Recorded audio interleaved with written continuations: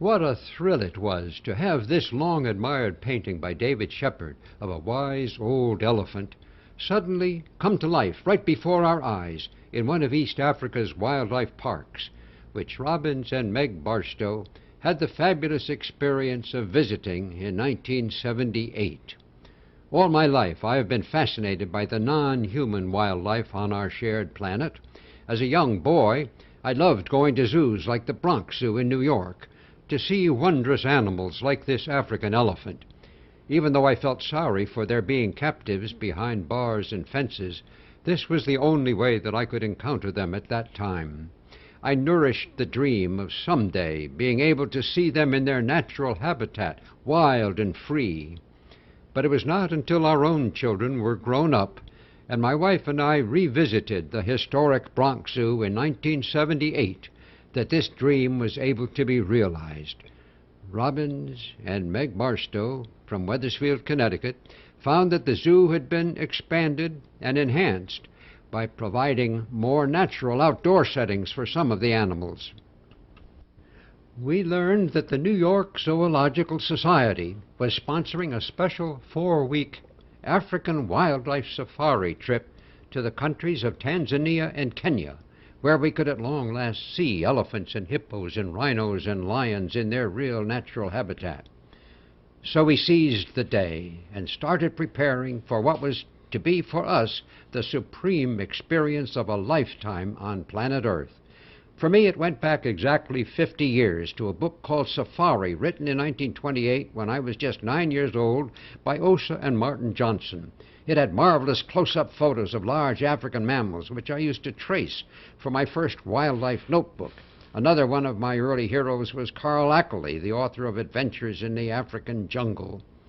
Actually, over more than half a lifetime, we had gathered a huge collection of books about African wildlife, which had introduced us not only to the tremendous variety of animals, but also to the magic names of the magnificent locales where these beasts dwelt in the wild. The African plains, animals of East Africa, the end of the game for African elephants, wildlife in crisis, endangered species, an artist in Africa with great paintings by British artist David Shepard, In the Shadow of Kilimanjaro, Serengeti, Kingdom of Predators, with color photos by renowned naturalist George Schaller, the fervent affirmation that Serengeti shall not die, The African Experience by Peter Matheson, Among the Elephants by Ian Douglas Hamilton, whose jungle elephant playground we were actually going to visit, Portraits in the Wild by Cynthia Moss, whom we were going to see and talk with in person at her elephant research camp, and finally, the Field Guide to the Mammals and Birds of East Africa, which we would take with us to help us identify all of the different species we expected to see. Africa is a large continent, which until after World War II consisted mostly of European colonies. The two countries we were to visit, straddling the equator in Central East Africa, Kenya and Tanzania, did not gain their independence until the 1960s. Mount Kilimanjaro is just inside the border of Tanzania. By 1978, less than 20 years after becoming independent republics, both Tanzania and Kenya had strongly committed themselves to preserving their wildlife through an extensive system of national parks. We visited 4 in Tanzania and 8 in Kenya. Driving down the Merritt Parkway from our suburban home in Wethersfield, Connecticut, en route to Kennedy Airport on our July 13th departure date, we were filled with eager anticipation. With our suitcases full and with all kinds of photographic and travel paraphernalia, we headed in to board our British Airways 747 jumbo jet. The first leg of our long intercontinental journey took us from New York to London on an overnight flight. Then, after a brief airport rest, we embarked on an even longer flight across southern Europe and then over northern Africa all the way to Kilimanjaro Airport across the equator in Tanzania. We saw the sun rise over the Mediterranean and got a glimpse of the Nile River after a refueling stop in Khartoum, Sudan. Most of the way we were flying high above the clouds, but it was exciting when, for the first time in our lives, we crossed the imaginary line of the equator into the southern hemisphere, even at 30,000 feet. As we neared our destination, we experienced the thrill of sighting a distant mountaintop above the clouds.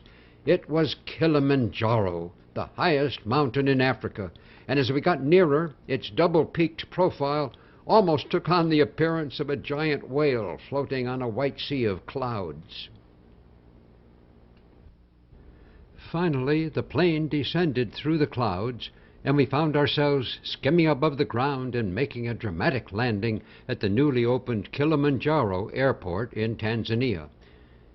Just setting foot for the first time on African soil was an emotional experience for both Meg and me. Here we were, at long last, about to set forth on our incredible African odyssey.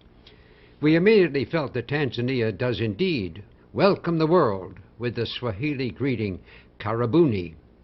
After going through customs, the 20 members of our special tour group found waiting for us just outside the airport the fleet of mini buses, which were to be our primary mode of transportation for the next 4 weeks. There were welcoming banners on the roadway as we left the airport and headed into the countryside. The first animals we saw were domesticated cattle being herded along the road, but before long our vans left the main highway and headed up a long, bumpy dirt road through a variety of rural countryside and farmland to the paradise-like jungle location where we were to spend our first night in Africa. At the end of the road, we found ourselves surrounded by lush plants and trees in a green mansion setting, which was the site of the Mount Murrow Lodge, formerly the headquarters of a large plantation. As we walked across the rustic bridge over a small stream covered with brightly colored flowers and climbed the forest stairway to the lodge, all our senses were almost overwhelmed by this awesome atmosphere. On the lodge steps, we were greeted by the current owner, a British engineer and architect named Michael Leach, who had made this magical, mystical place an overnight stopping point for tourist groups from around the world. On cloudless days, we were told, one could look across the terraced garden in front of the mansion and see Mount Kilimanjaro. Beyond the gardens, off to the left, beside a small pond, there was a large tree, which was the nesting site for literally hundreds of beautiful white herons. From time to time, a heron would fly off and then return with a twig or straw to add to its nest.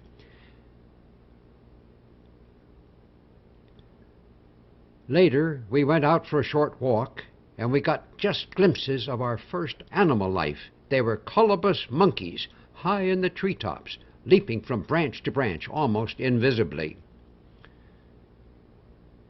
The next morning, our group's 4 minibuses started out for our first day of adventures with African wildlife.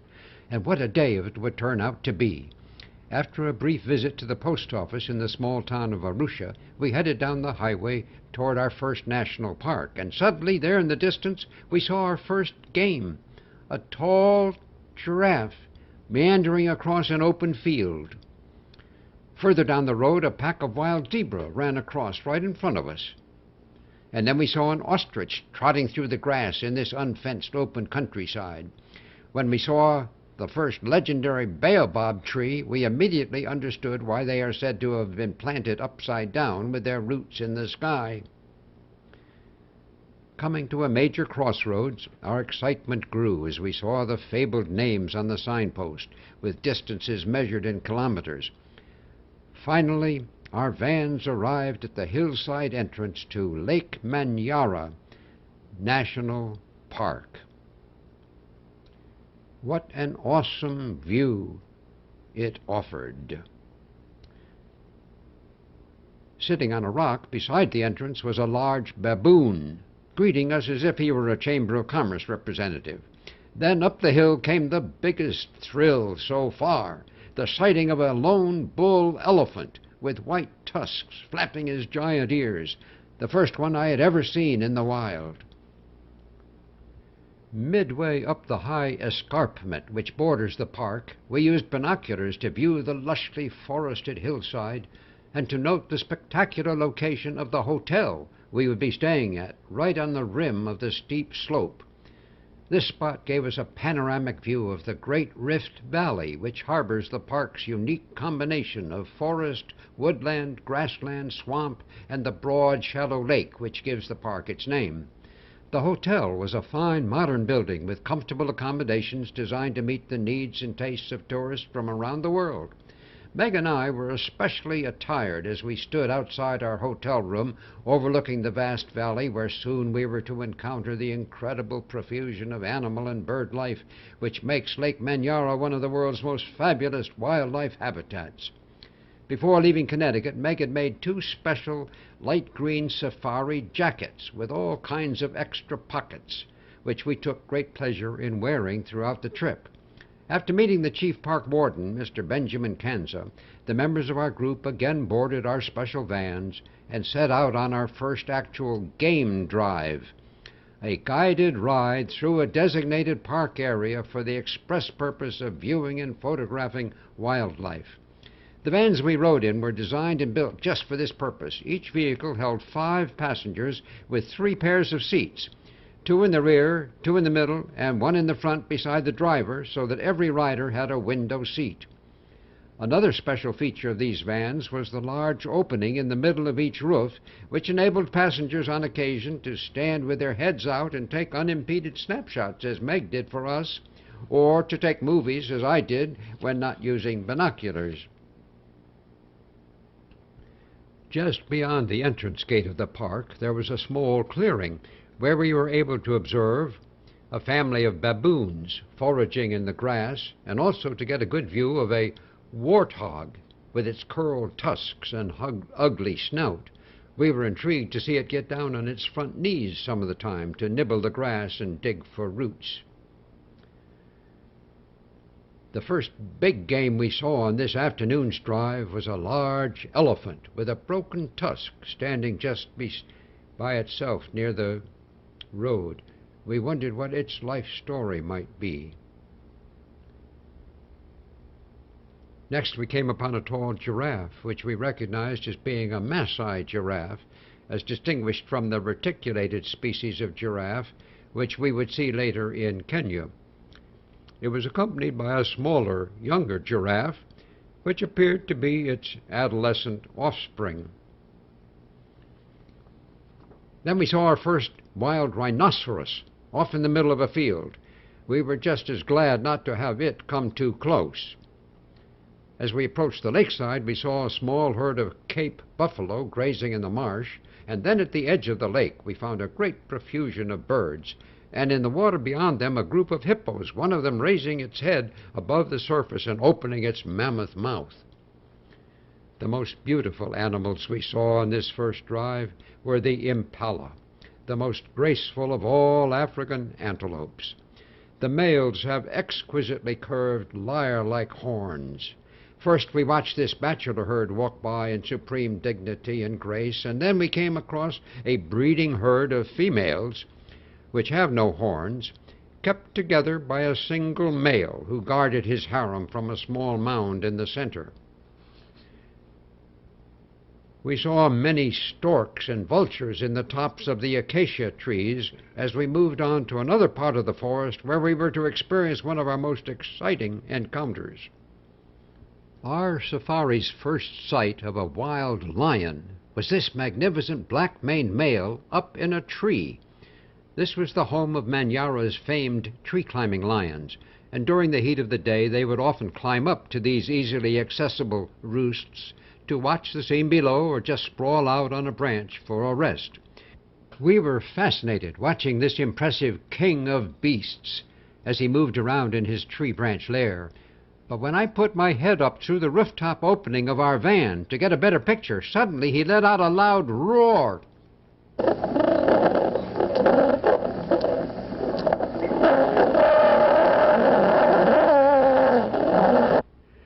So we rapidly drove off in search of the nearby elephant's stamping ground. When the van stopped here for picture taking, we found ourselves looking at not just one, but whole families of wild African elephants. We were right in the midst of the very elephants which the Scottish researcher Ian Douglas Hamilton had studied in this area for 5 years. What a thrill it was to be, if only for a short while, as he titled his famous book, Among the Elephants. We hated to leave this wary mother and her very, very young calf.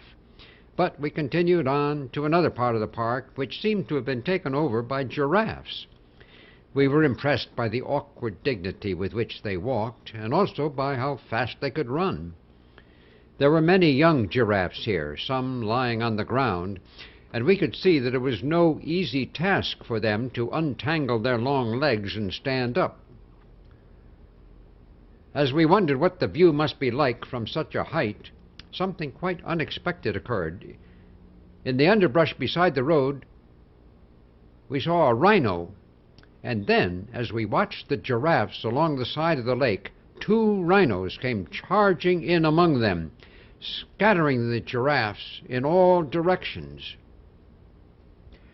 This caused all kinds of excitement, but on the way back, tragically, we came across what apparently had spooked the rhinos. It was the fresh carcass of a large rhinoceros which had very recently been killed by poachers. We were tremendously shocked at this gruesome sight. Both the brain and the horns of this magnificent beast had been crudely cut out and removed from its blood-covered head. Our driver pointed out the bullet holes in the animal's side which had ended its life. Rhino horns bring huge sums on the black market because of their supposed aphrodisiac qualities, and we now had seen firsthand why seeking to stop poaching has been one of the most difficult challenges facing the managers of East Africa's parks. Some of this film footage was later used by the World Wildlife Fund to help raise money to protect African rhinos. Vervet monkeys in the trees overhead, as we departed Manyara National Park, seemed to echo our exclamations over what a first day of African wildlife adventures this had been. 10 different major species of animals, all in one park in one day. It took us another day to recover from our sensory overload and to travel to our next overnight stop, which was to be the incredible Ngorongoro Crater Lodge. This lodge is located right on the rim of one of the most amazing natural wonders in the world, a gigantic circular crater 2,000 feet deep and 10 miles in diameter, encompassing 100 square miles of flat grassland, woods, and lake, which can only be described as a living Garden of Eden. The crater is what remains of a collapsed ancient volcano of near record size. Sunrise over the crater is an awesome sight, because within the high walls surrounding this self-contained equatorial paradise resides one of the most evenly balanced populations of wildlife anywhere on Earth. A large portion of the approximately 25,000 animals who dwell here spend all or most of their lives on the crater floor, where human habitation has been prohibited. All visitors were required to travel in special Land Rover jeeps, and as the vehicles wound their way down the steep roadways along the cliffside, we keenly appreciated our trained driver's skills. After briefly reconnoitering at the bottom of the slope, we got our cameras ready and proceeded across this vast habitat which so dramatically exhibited its natural wildlife balance of predator and prey. Here, for the first time, we saw large herds of zebras mixed in with their fellow ungulates, the wildebeest. Together they constitute a prime food for the crater's predators, and here is one of the chief predators, the hyena. To maintain population stability, there must be thousands of grass-eating herbivores to provide food for a few hundred meat-eating carnivores, and the largest of the predators here is the magnificent lion, with its tawny hide blending perfectly with his tall yellow grass. These shots were taken without a telephoto lens. Not far away we saw another smaller prey species, the Thompson's gazelles, with the crater walls towering behind them. And when we reached the edge of the crater's great lake, on the far side we could see hippos temporarily out of the water. On a beautiful hillside overlooking the lake, we all stopped for a picnic lunch with a background of unparalleled scenic grandeur. Tree, water, rocks, grass, we were almost overwhelmed by the magic enchantment of this fantastic African setting. What a supreme example of God's earthly creation. Passing a clump of trees on our way back, we had a good opportunity to observe the distinguishing characteristics of the African elephant. It is a different species from the more readily domesticated Indian elephant, which has much smaller ears and a high square forehead. African elephants, like this fine specimen, have very large flapping ears and a rounded forehead, as well as generally larger tusks. A pair of ostriches bid us farewell as we left Ngorongoro Crater. En route to our next destination, we passed a herd of domestic cattle, which properly have the right-of-way in this protected area outside the park. We made a brief stop at Old Duvai Gorge, the world-famous site where in 1959 Dr. Louis Leakey and his wife Mary discovered the skull of a human-like creature believed to be over 2 million years old. It was then the earliest known humanoid predecessor of present-day human beings. After this, our minivans headed cross-country toward the fabled Serengeti Plains. Ever since childhood, the name Serengeti had had a magical sound to it. All our lives we had heard and dreamed about this special area in East Africa, which is the home of the largest numbers of different varieties of wildlife any place on planet Earth. A superb starling was showing off its brilliantly colored luster when we arrived at the Nabby Hill entrance gate. Meg and I wanted the thrill of entering on foot when, at long last, for the very first time, we crossed the threshold into the Tanzanian wonderland of Serengeti National Park. As the vans proceeded past amber fields of grass, we immediately began to encounter large numbers of antelope of different species. First across the roadway scampered a troop of black-striped Thompson's gazelles. Then we encountered a hartebeest, demanding respect for its right-of-way before moving on and showing off its unique four-pronged profile with 2 tall ears sticking out below its curved horns. He seemed to have a family nearby. Suddenly, a huge giraffe galloped across the road right in front of the van, so close we could almost touch it. The next species we saw was a kind of antelope called the topee. We enjoyed watching a pair of young males engaged in some playful head-butting and horn testing. After an hour-long drive, we were glad to see the welcoming banner announcing our approach to Serenera. Serengeti National Park is a tremendous natural preserve extending up to the Tanzanian-Kenyan border, and Serenera is its heart. The park encompasses more than 5,000 square miles, and it contains the greatest and most spectacular concentration of plains animals anywhere in the world. They are counted in the millions and include more than 35 different species. The fabulous Serenera Wildlife Lodge is built right in among a large outcropping of huge rocks. From the wide picture windows on the veranda of the great high-ceiling dining room, one looks directly out over the Serengeti Plains. By incredible good fortune, our visit happened to coincide with a visit from the Tanzanian Minister of National Parks, whom we had the honor to meet and talk with. Accompanying him was the world-famous international wildlife conservationist Prince Bernhard of the Netherlands, whom we saw drive off in this jeep for a special game viewing tour. Serenera was the base from which the American naturalist and author George Schaller had conducted his extensive pioneering field studies of the African lion.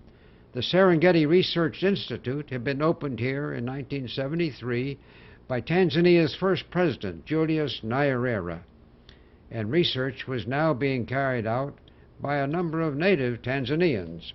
We were greatly impressed by the work they were doing and their continuing dedication to the cause of conservation in their country. And these are the animals about which so many books, photographs, films, and television programs have been made in the years since Serengeti became a national park in 1951. In this kingdom of predators, even giraffe occasionally fall prey to the lion. and we found this partially devoured carcass being guarded by a lioness, while others rested nearby, and in the trees above the vultures awaited their turn. Then we came across a lion nursery, where a mother was calmly lying in the grass with some young cubs, and then rolled over on her back with her hind leg lifted up so the cubs could nurse.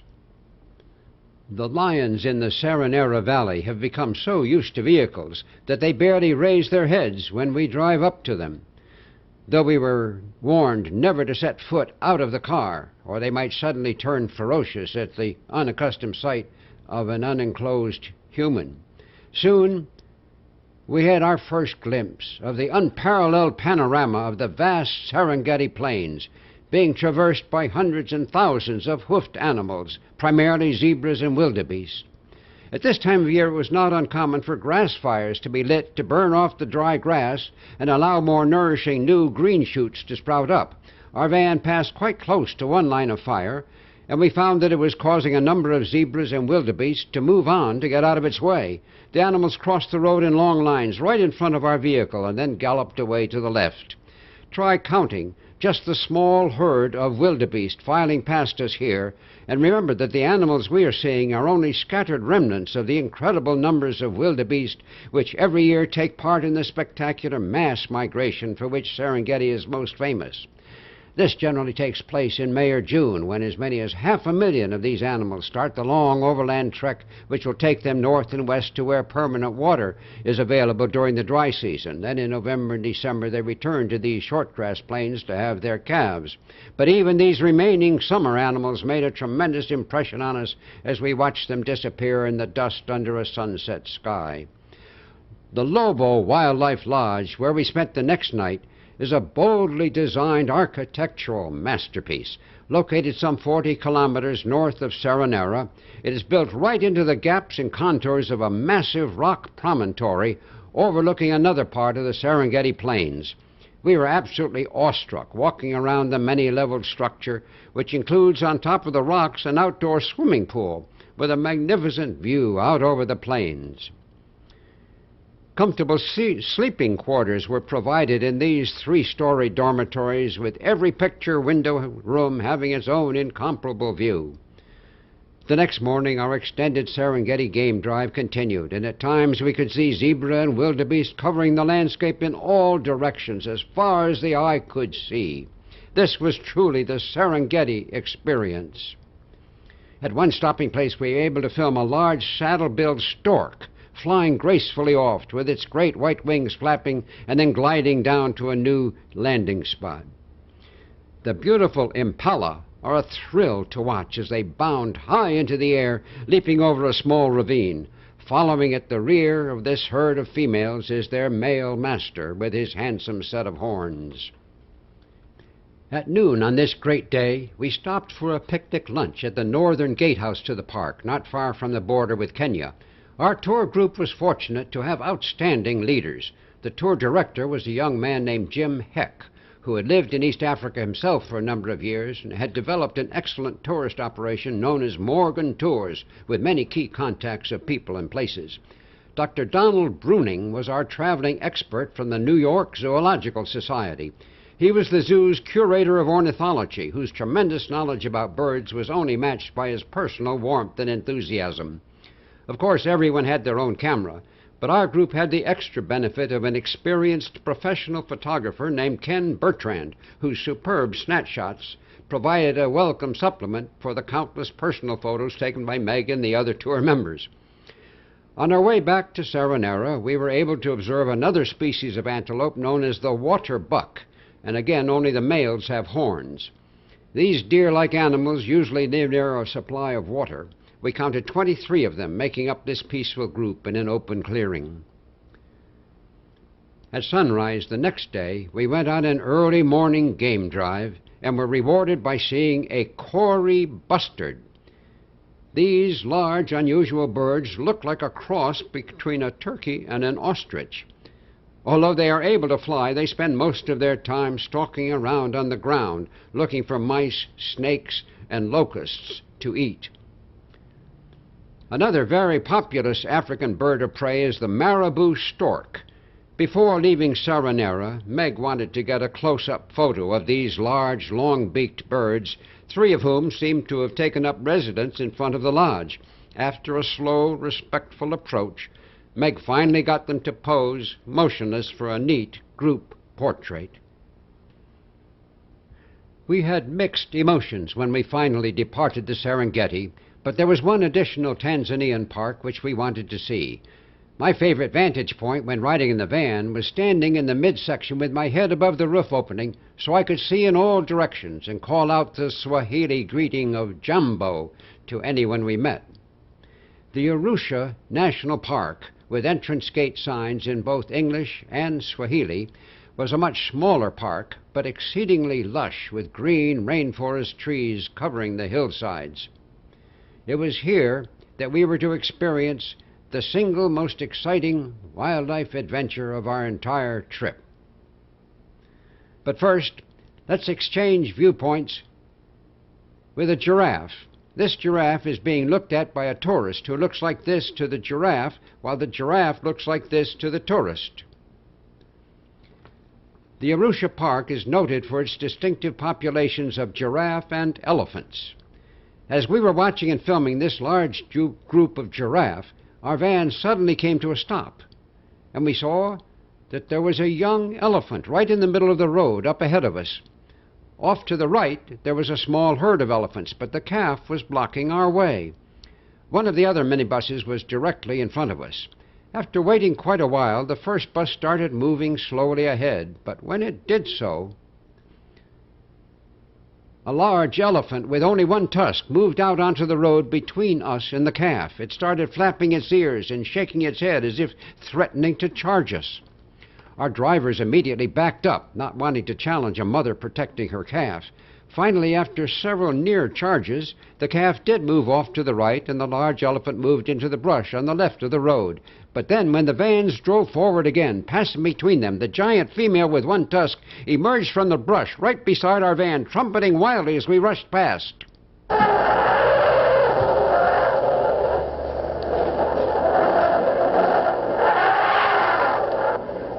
That was truly a breathtaking encounter.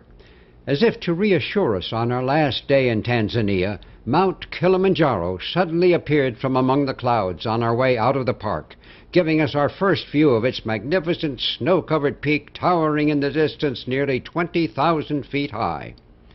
It was a fitting postlude for the first part of our trip and a dramatic prelude for the further adventures awaiting us when we flew north to the country of Kenya.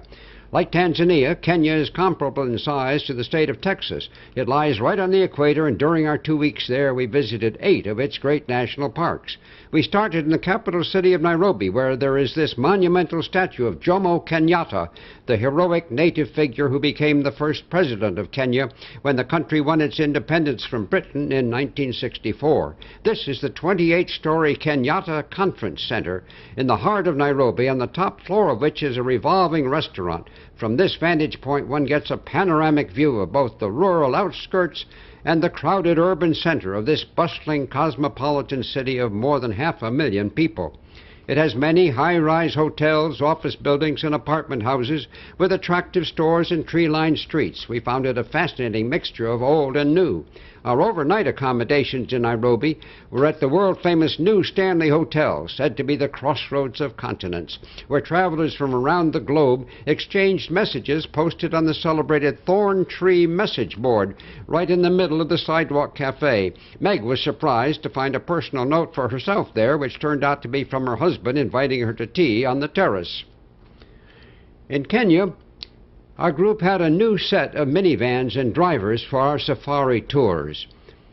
Our first stop was at the Nairobi Park Animal Orphanage, where I was able to film behind a fenced enclosure a mother leopard being kept there for reasons of health. On 2 occasions on our trip, we did see wild leopards, but it was not possible for me to photograph them. With their brilliant colors, they are beautiful creatures. Within just a few miles of Nairobi, we encountered this wild rhino wandering across the road. Then we headed down the highway toward the Masai Amboseli Game Reserve. Along the way, we sighted a distant pair of giraffe, the first we had seen in Kenya, and a few scattered wildebeest. We got a good close-up view of a male ostrich, the only flightless bird native to Africa. The ostrich is the largest bird in the world, and though it can't fly, it can really run. We also came across a fine specimen of the silver-backed jackal. These handsome scavengers have a high-pitched bark which sounds like this.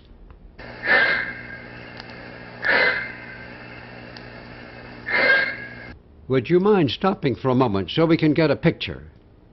That's fine. Thank you very much.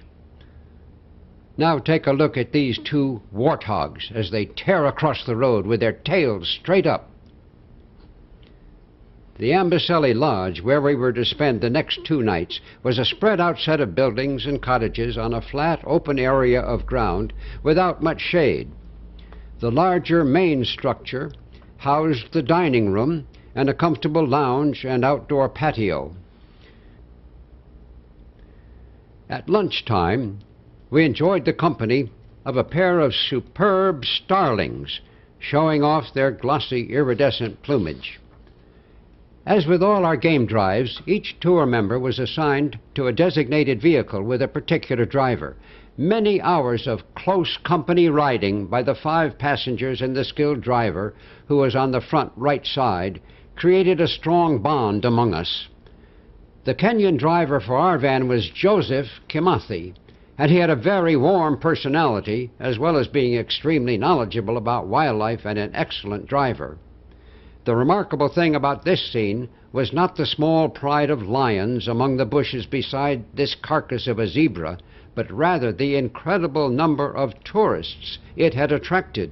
It was almost completely surrounded by a total of 9 minibuses. We all agreed that this was too much. This old baboon didn't seem to think too highly of it either.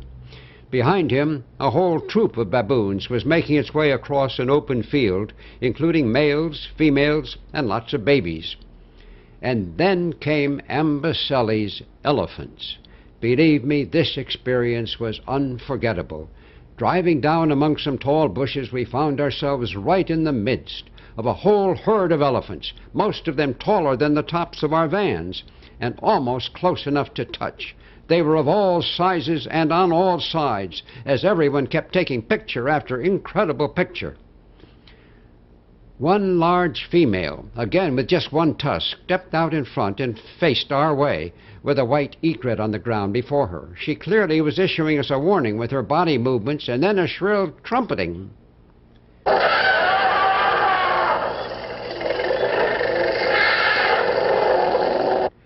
We were somewhat relieved when, subsequently, the entire herd filed silently by right beside our van in a patient line. The one animal on our Big 10 list which we had not yet seen was the cheetah. But in one corner of the reserve, our drivers finally found a small group of cheetah sitting quietly on their haunches or lying on the ground in the shadows of bushes and trees. Their peaceful appearance belied their reputation as the fastest animal on Earth, having been clocked chasing antelope at speeds of up to 60 miles an hour.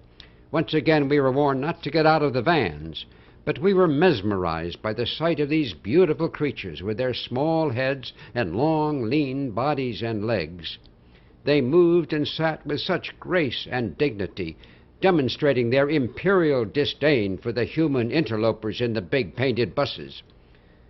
Finally, we bid the cheetahs farewell, leaving their royal majesties to reign in peace over their own natural kingdom.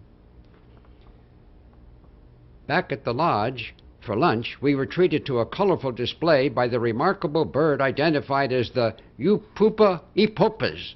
It looked like a small hammerhead woodpecker, and its profile was as striking as its name. On our afternoon game drive that day, we had close seats for an unexpected demonstration of lion natural behavior. In an open field, we saw 2 males and 1 lioness. As we observed them coming together, it became clear which was the dominant male. With one male expelled from the grassy boudoir, we didn't have to wait long for the next occurrence. Almost before we knew what was happening, the dominant male was behind the female, mounting her and mating. The female remained passively lying on the ground while the male continued his unresisted activity right there in front of us, totally ignoring the presence of our vans. Finally, the male nipped the nape of the female's neck. She snarled and rolled over, and he disengaged himself and walked off. Viewing this was certainly an eye-opening experience. A short time later, we came upon a beautiful family scene with a mother lioness lying on the ground, peacefully surveying the scene with 3 young cubs lolling around her. The cubs also seemed unperturbed by the visiting tourists, and one walked over so close that a telephoto lens would have been useless. In the bushes nearby was the father lion, just giving an occasional yawn. Further on, it was a joy to see 2 beautifully horned male impala. And then we had an encounter with a species of antelope we had not seen before, the tiny dik-dik, the smallest of the antelopes. There were 2 of them in an open clearing, and the smaller one walked right over to where our van was, looked up at us with its large, luminous eye, and proceeded to defecate, dropping a stream of little black pellets to mark the border of its territory and let us know we were not to trespass beyond it. It was a very effective means of communication for so small a creature. At the other end of the size scale, the next day we witnessed a magnificent parade of elephants making their way through the bush to a new feeding location. This huge group included animals at all stages of development, from very young to very old, but no doubt all connected with family ties of one kind or another. What a marvelous sight this was as the whole herd moved by with Mount Kilimanjaro hidden behind the clouds in the background.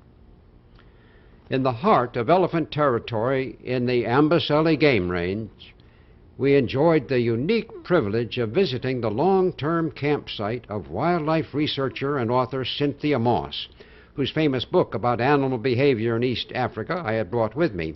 Cynthia was living here in a couple of large tents while completing a 4-year study of the over 400 elephant residents of Amboseli.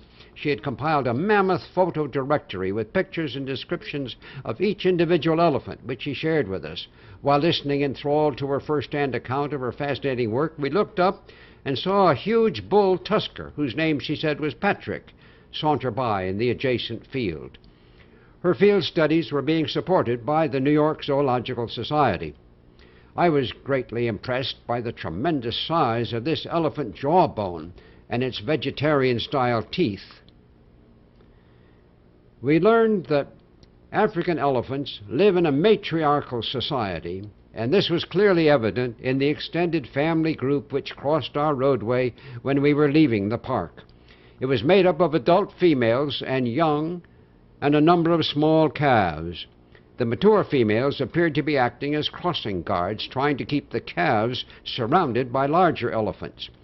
Tragically, despite strong conservation efforts by the governments of most East African countries, Africa's elephant populations have been declining drastically in recent years, from several million originally to a new estimated total of less than 1 million. They were being poached for their ivory, and their habitat was being decreased by encroachments due to the growth in human populations. When the oldest and largest matriarch in this group finally appeared, bringing up the rear, we hoped that Cynthia's research would help East Africa find new ways to assure the long-term survival of these magnificent animals for generations to come. One striking aspect of Kenyan society was its respect for extreme differences in culture and lifestyle. We had seen Western-like homes, businesses, and clothes in the urban setting of Nairobi. Now, en route to the next wildlife area, we were introduced to a rural boma with small clay huts surrounded by a protective thorn bush barrier. For a small fee, we were allowed to enter and photograph these Maasai tribespeople in their brightly colored garb while the children chanted a song to entertain us. Their nomadic cattle-tending lifestyle had remained essentially unchanged for centuries. Africans make up more than 98% of Kenya's population of 15 million people, and they include many different native tribes. The government's policy has been one of seeking peaceful coexistence for all of the country's contrasting cultures. The Tsavo National Park is the oldest national park in East Africa, having been created in 1948. Near its northwest border, there's a hillside covered with a massive lava flow of relatively recent origin. The Great Rift Valley runs through Kenya, and evidence of past volcanic eruptions were widespread in this area. Our main destination this day, however, after passing through the symbolic Rhino entrance gate, was the fabulous Kilaguni Lodge. Dating back to 1952, this was the first national park lodge designed and built for the express purpose of providing the best possible wildlife viewing for tourists. The stone-walled veranda overlooked an active waterhole with an incomparable background of plains, trees, hills, and mountains, which was frequented day and night by all kinds of animals and birds. Our favorite mealtime visitor was a red-billed hornbill, who had no hesitancy about picking up tidbits from the veranda wall and even from our outdoor dining tables.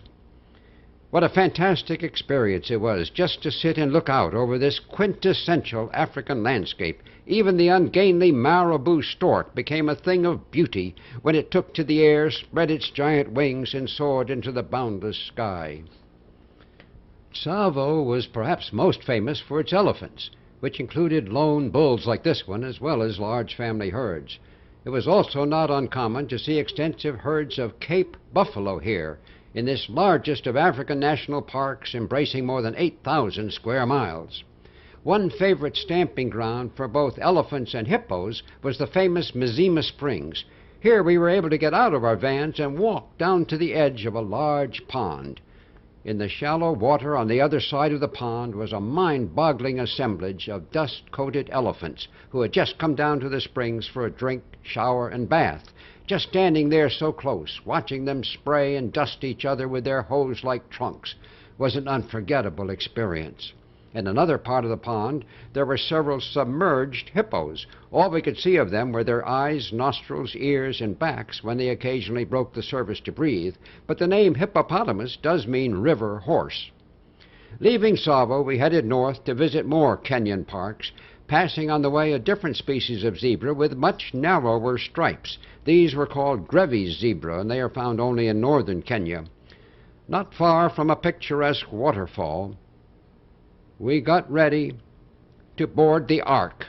This unique game viewing lodge is in the shape of a large boat built on an elevated promontory right in the heart of the forest in Aberdare National Park.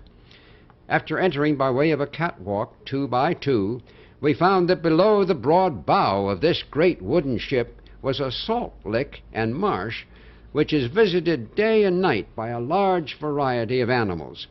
We were too fascinated watching the wildlife in the illuminated oasis below us, like this pair of large rhinoceros, to get much sleep that night in our assigned staterooms. On our way out the next morning, we admired the great beauty and grace of these golden crowned cranes, showing off their feathered finery. Driving further north to our next destination, we crossed the equator, and we all wanted to have the group's picture taken at the crossing sign to prove that we'd been there. The Samburu Lodge, lying along the banks of a northern jungle river, shaded by large tropical trees, had a storied African atmosphere to it. We spent 2 nights here, and the outdoor terrace was a dramatic sight from which to look for crocodiles along the banks or watch an elephant warily ford the shallow stream. On our game drives in the Samburu Reserve, we added several new species, like this reticulated giraffe, to our filmed trophies list. One of the most interesting new species was the geronuk, known as the giraffe gazelle. It has a very long neck and often stands on its hind legs to eat leaves from the higher branches of the thorn bushes. We also were fortunate to see a large herd of oryx, a beautiful endangered antelope with long, straight horns.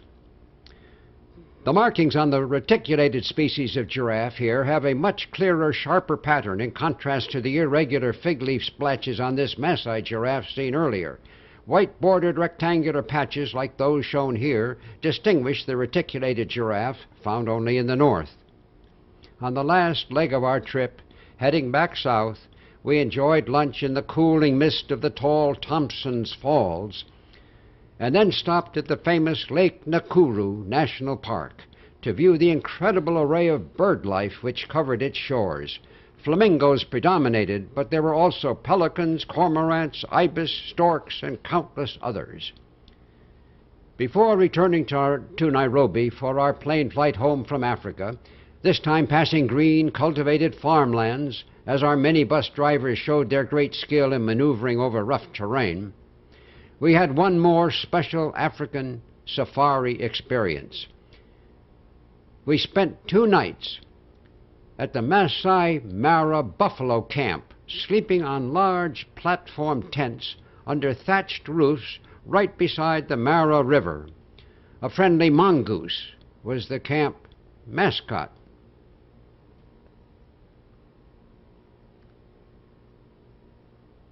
Emerging from our tent under the thatched roof in the morning, walking to the main house for breakfast, we observed in the rushing river alongside us a hippo, though all we could see were its nostrils. Later, on a foot safari, we found both the hippo's swimming pool and their lounging beach. Kenya's first president, Jomo Kenyatta, called his country's wildlife a priceless heritage for the future. Tourism provides essential income for preserving it, and viewing the game on these vast plains for the last time, we hope that our visit had helped toward their conservation for future generations.